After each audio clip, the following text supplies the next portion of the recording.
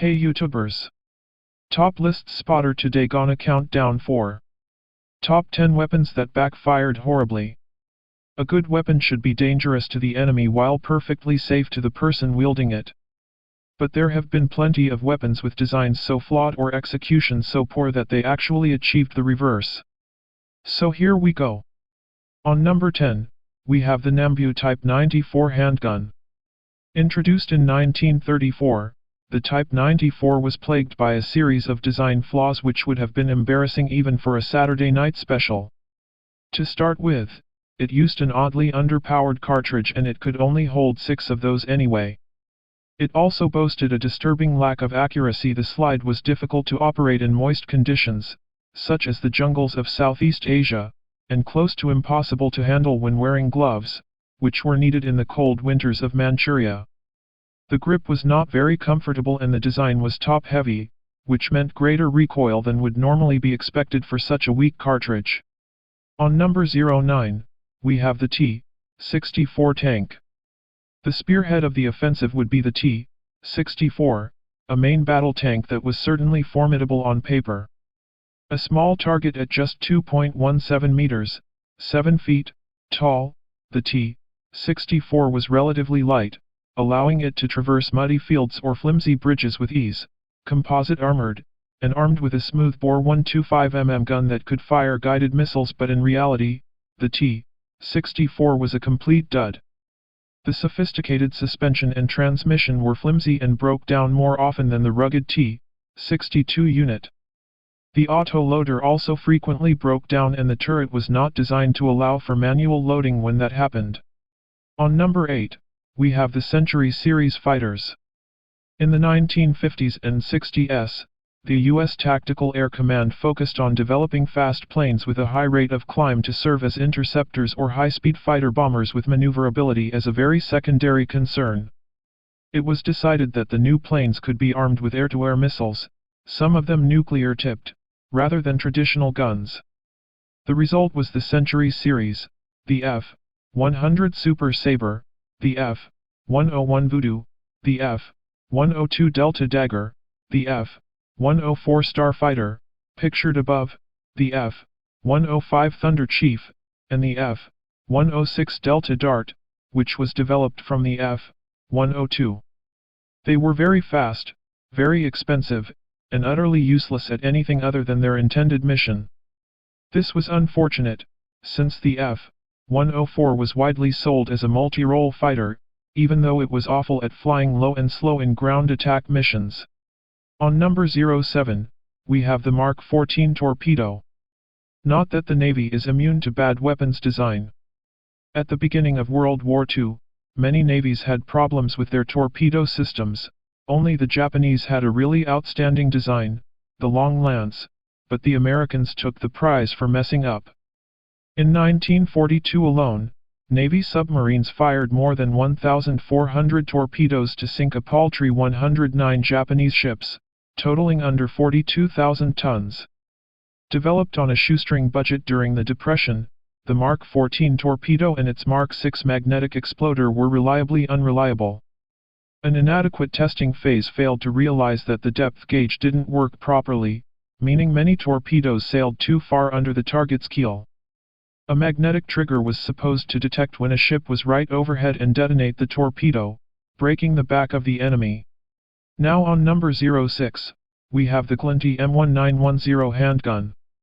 One of the first semi-auto handguns accepted for frontline service, the M1910 was introduced in 1910 and saw use during World War I and the Italian colonial wars in Libya and Somalia.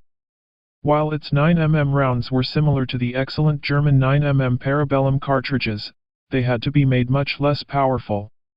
This was because the Glisenti engineers had made the gun very easy to disassemble, but subsequently very flimsy. Heavy use would cause the frame and receiver assembly to loosen until the gun came apart in the hands of the shooter. And if the shooter made the mistake of attempting to use the more powerful para rounds, the gun would effectively explode. There were attempts to improve the design, but the military ultimately gave up and replaced it with the Breda M1934. After this, now on number 05, we have the Breda M1930 machine gun. The end of the Glisenti wasn't the end of the Italian tendency to make elegant but flimsy items with low durability. The Breda M1930 lacked the simple primary extraction design of many other machine guns, so an internal oiler had to be installed in the feeding mechanism to ensure spent cartridges would actually be ejected. This did succeed in getting the cartridges out, but the oil tended to form a disgusting gunk in even slightly dusty environments. Such gunk would clog the mechanism of all but the most hardy of firearms, and the expensively precision-machined Breda was certainly not one of those. Now comes the Heinkel He 177 Greif, on number 04. This one should have been named the Greif.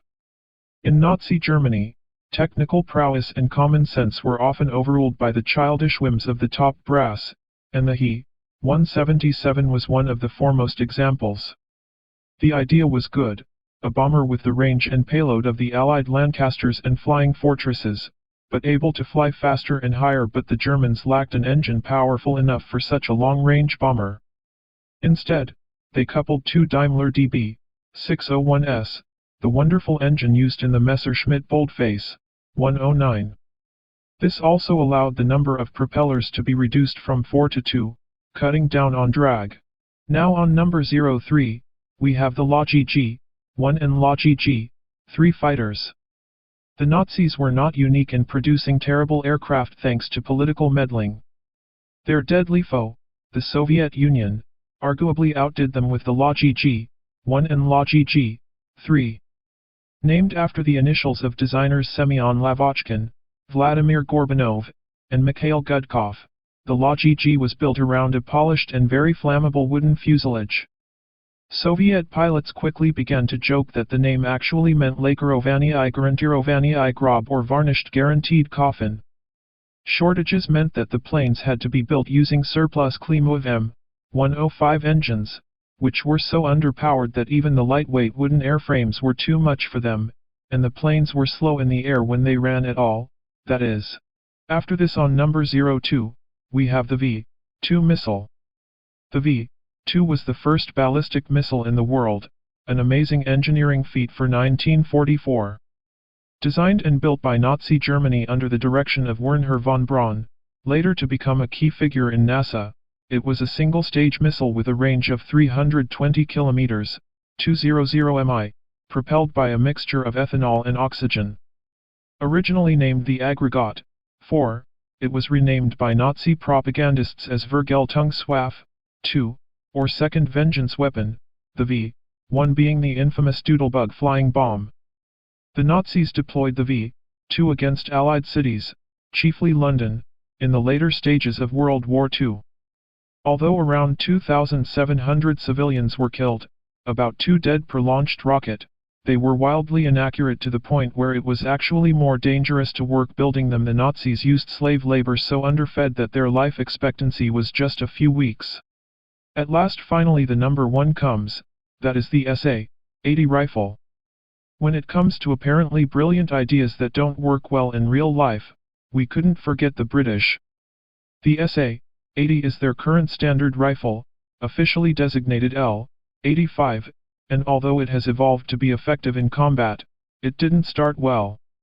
Fully introduced in 1987, the SA-80 boasts a bullpup configuration, which means that the receiver and magazine assembly are behind the trigger and handle, allowing a shorter overall length with the same weight and barrel size. The British originally explored the idea with the M2 rifle in the 1950s, but these prototypes were ultimately discarded in favor of the much less radical, but awesomely reliable FNFAL. The concept resurfaced when the Thatcher government increased defense spending in the 80s. The bullpup design means the weapon is not ambidextrous, only operating effectively from the right shoulder. As soon as it was adopted, there were complaints that it jammed far too easily. So, these were the top 10 weapons that backfired horribly. Follow for more videos. Thanks for watching. Hope you enjoyed and learned too.